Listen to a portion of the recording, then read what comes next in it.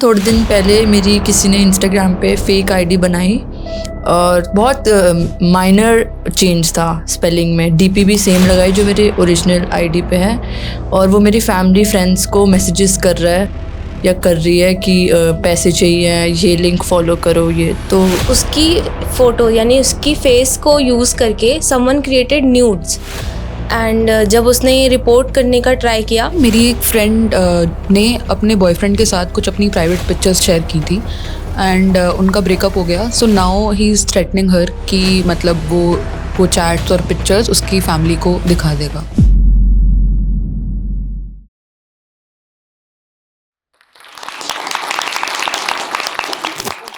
Ma'am my question is कि मेरी एक फ्रेंड है, उसने अपने बॉयफ्रेंड के साथ अपनी कुछ पर्सनल फ़ोटो शेयर करी थी and now he is blackmailing her.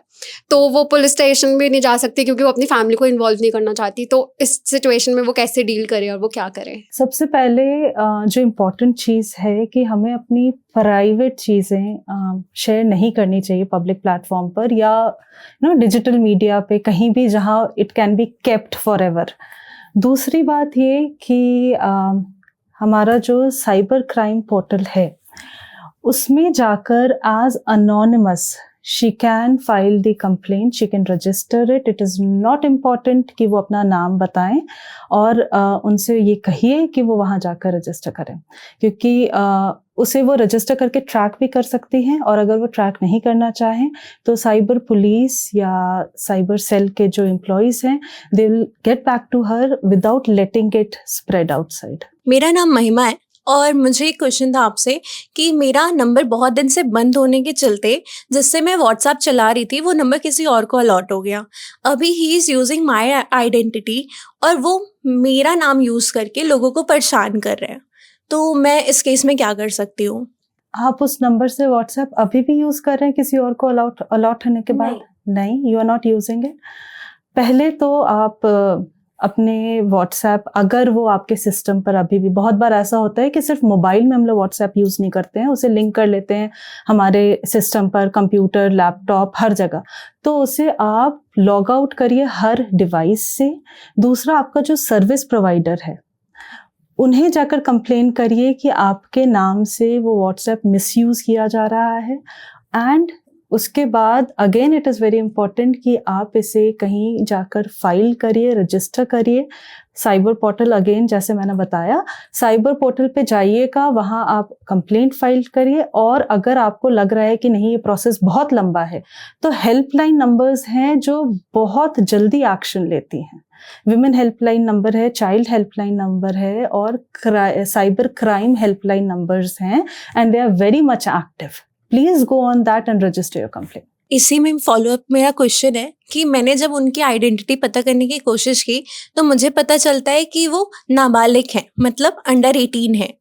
तो क्या वो अभी भी उनको सज़ा मिल सकती है या नहीं मिल सकती है? क्राइम इज़ अ क्राइम, चाहे वो नाबालिग करें या अडल्ट करें। तो अगर नाबालिग हैं तो उन्हें जुवेनाइल जस्टिस एक्ट के अंदर सज़ा मिलेगी और नहीं तो हमारा आईटी एक्ट भी उसमें कवर होगा।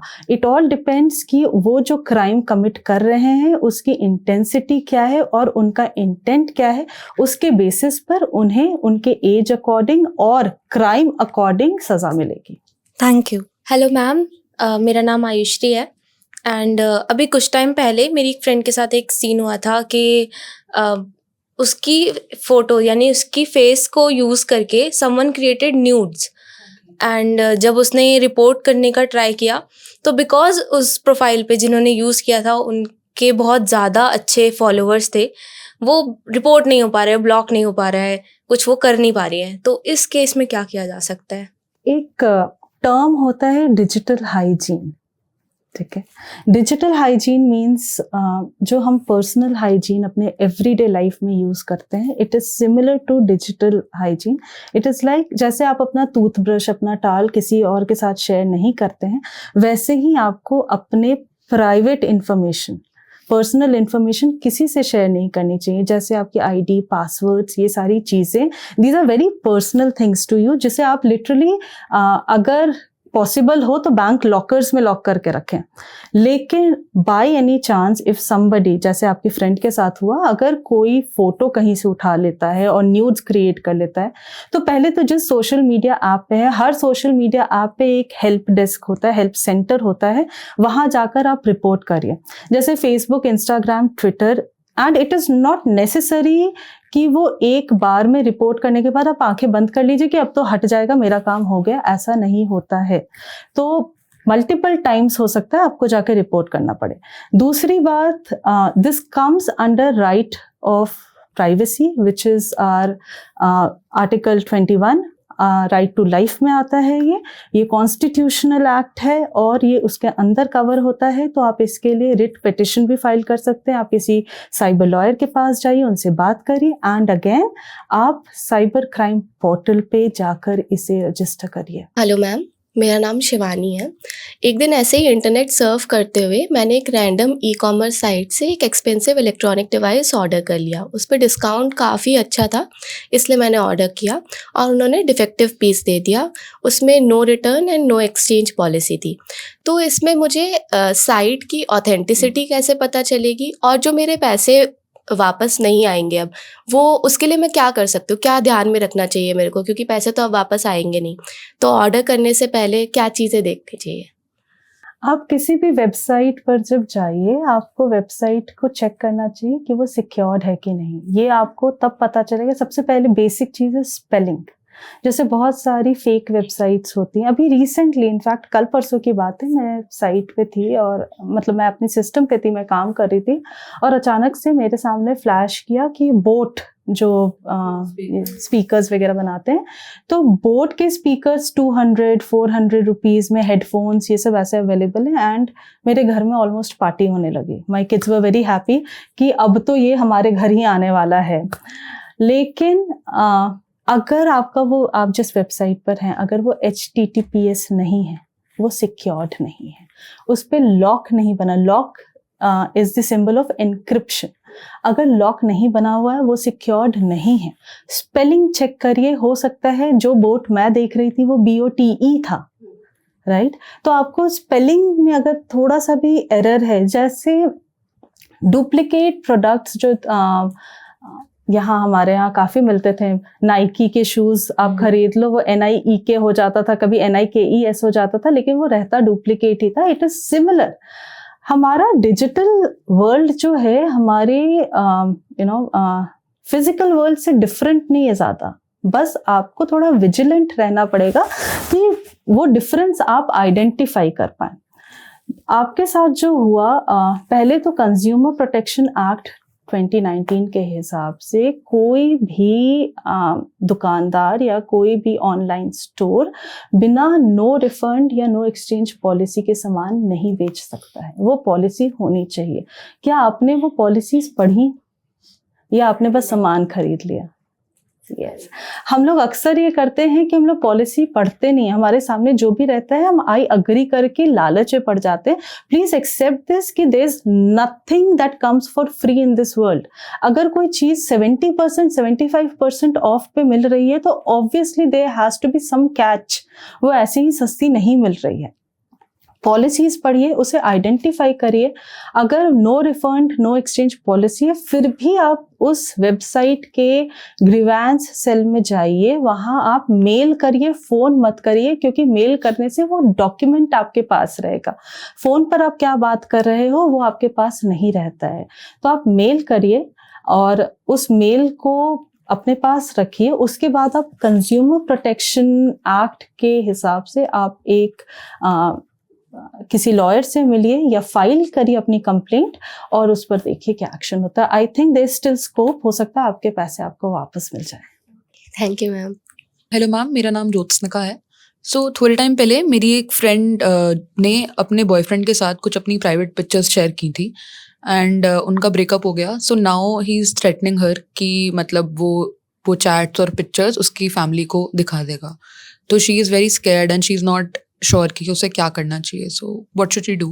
Please go and tell your friend कि उन्होंने कोई क्राइम नहीं किया। She trusted somebody, she shared something with that person और चैटिंग या पर्सनल टॉक्स किसी के साथ करना क्राइम नहीं है, इसलिए उन्हें डरने की ज़रूरत नहीं है, उन्हें डराने की ज़रूरत है। तो हमारे लॉ के अंदर ब्लैकमेलिंग इज़ अ क्राइम। अगर कोई उन्हें ब्लैकमेल कर रहा है तो it is not just a cyber crime, it will also come under IPC, that is Indian penal code. तो आप IPC, IT एक्ट सबके अंडर ये कवर होगा और she should go and launch a police complaint against this person बिना डरे, क्योंकि मैंने जैसे बताया गलती उनकी तो है ही नहीं, उन्होंने तो विश्वास किया। तो ब्लैकमेलर के अगेंस्ट वो कंप्लेंट फाइल करें और इसे रजिस्टर करें and I am sure she will be helped and guided. Ma'am, तो थोड़े टाइम पहले एक दिन मुझे रात को एक अननोन नंबर से वीडियो कॉल आया था व्हाट्सएप पे, और मैं सो रही थी क्योंकि, तो मैंने मतलब नींद में उठा लिया फ़ोन एंड मतलब थोड़ा न्यूडिटी उसमें मतलब मुझे दिखी एंड मतलब आई जस्ट गॉट शॉक्ड और मैंने फ़ोन कट कर दिया। अगले दिन मैंने रिपोर्ट भी करा उसको साइबर क्राइम में एंड उसके बाद मुझे एक इंस्पेक्टर का फ़ोन भी आया था एंड बात हुई, बट उसके बाद कुछ हुआ नहीं। तो मतलब मुझे समझ नहीं आया कि इसमें वो ट्रैक नहीं हो पाया आई थिंक वो पर्सन, तो क्या कर सकते हैं इसमें? और अगर ऐसा आप लोगों के साथ होता है कि कहीं कोई फ़ोन करके गालियाँ दे रहा है या गंदी बातें कर रहा है या वीडियो कॉल करके अश्लील चीज़ें दिखा रहा है, सबसे पहला काम करो, नंबर काटो, नंबर को ब्लॉक करो। उसके बाद आप जब हेल्पलाइन नंबर पे भी डायल करोगे तो हेल्पलाइन वाले से आपको इधर यू विल गेट देम और they will call you back. जब वो आपको कॉल बैक करते हैं तो इसमें आपकी IQ उस समय ये चलनी चाहिए कि आप स्क्रीनशॉट्स रखो या उस नंबर को आप आइडेंटिफाई करके रखो, क्योंकि once you block that number वो आपके फ़ोन पर डिस्प्ले नहीं होगा। तो आपके पास वो प्रूफ पूरा होना चाहिए, एविडेंस होना चाहिए जो आप आगे जाके सबमिट करोगे। जब आप सबमिट करोगे you please wait for 2-3 days. अगर आपको नहीं समझ में आ रहा है तो there is another option on cyber crime portal कि आप ट्रैक कर सकते हो। आपको कोई कंप्लेंट नंबर मिली थी? हाँ, मैंने उनको सारा स्क्रीनशॉट और ये सब भी भेज दिया था एंड मैंने ट्रैक नहीं किया मैंने, लेकिन मैंने रिपोर्ट कर दिया था। उन लोगों ने आपको कंप्लेंट नंबर दिया था? हाँ, मेरे पास मेल पे है। ठीक है, तो आप फिर से जाओ, या तो कंप्लेंट नंबर लॉगिन करके चेक करो, नहीं तो आप डायल करके चेक करो कि उसका क्या हुआ।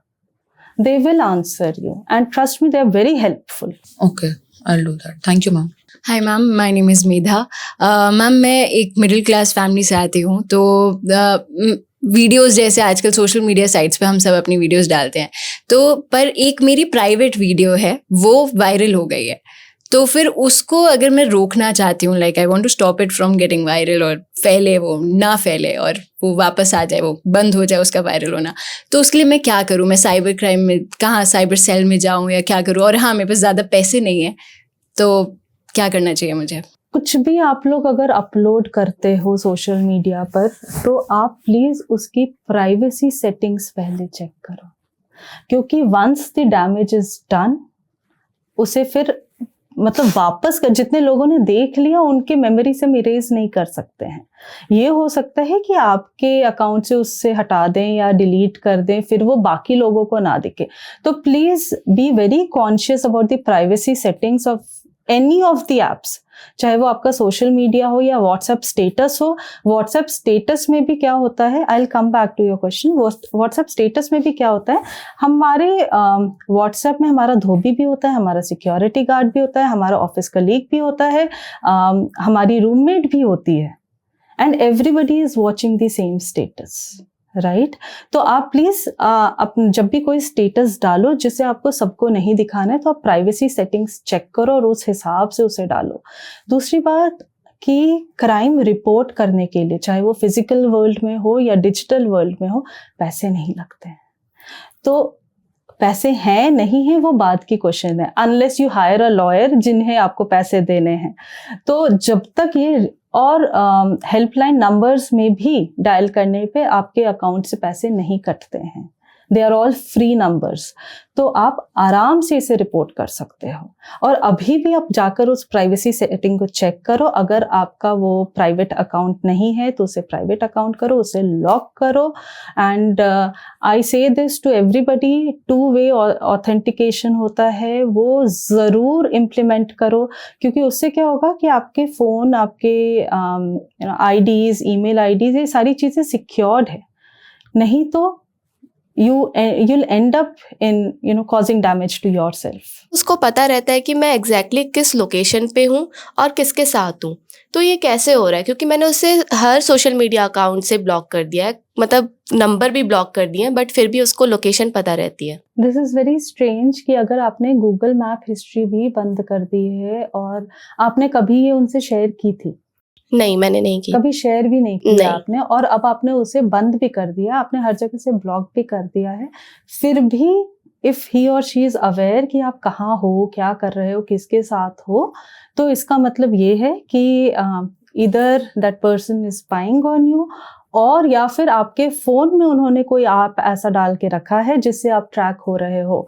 तो इसका एक आप you lived that with that person, या आप कभी उनके साथ ज़्यादा टाइम स्पेंड किया, या आपका फ़ोन उन्हें एक्सेसिबल था? हाँ। अगर आपका फ़ोन एक्सेसिबल था तो प्लीज़ आप अपने फ़ोन को रीसेट, फैक्ट्री रीसेटिंग पर डालकर सारे ऐप्स डिलीट करके फिर से ये करिए।